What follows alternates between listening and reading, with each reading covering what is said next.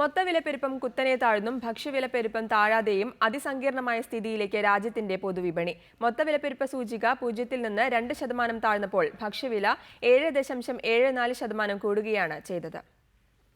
Negative inflation എന്ന വിലയിടിച്ചൽ പ്രതിഭാസത്തിന്റെ ആദ്യ സൂചനയാണ് ഇന്നലെ പുറത്തുവിട്ട കണക്കുകൾ. വിലപ്പെരുപ്പത്തേക്കാൾ ദൂരവ്യാപക പ്രത്യാഘാതമുണ്ടാക്കുന്നതാണ് സ്ഥിതിവിശേഷം. മൊത്തവില ഫെബ്രുവരിയിൽ മുൻമാസത്തേക്കാൾ 2.06% താഴുകയാണ് ചെയ്തത്. എന്നാൽ ഭക്ഷ്യവില 7.74% കൂടി. എണ്ണവില കുത്തനെ താഴ്ന്നതാണ് മൊത്തവില സൂചികയിലെ ഇടിവിന് പിന്നിൽ. ഇത് സൃഷ്ടിച്ച ആഘാതമാണ് ഭക്ഷ്യോൽപ്പന്നങ്ങളുടെ വിലപ്പെരുപ്പത്തിന് കാരണമായത്. ഫെബ്രുവരിയിൽ ചില്ലറ വിലപ്പെരുപ്പം എന്ന CPI 5.37% വർദ്ധിച്ചിരുന്നു. ചില്ലറ വില സൂചികയിലെ 46% ഭക്ഷ്യ ഉൽപ്പന്നങ്ങളും പാനീയങ്ങളുമാണ്.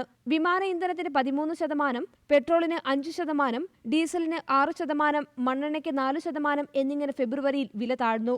മൊത്തവില താഴുകയും ചില്ലറ വില കൂടുകയും ചെയ്യുന്നത് ഏത് സാമ്പത്തിക സ്ഥിതിയിലും അതീവ ഗുരുതര പ്രതിസന്ധിയായാണ് വിലയിരുത്തപ്പെടുന്നത്. News desk reporter.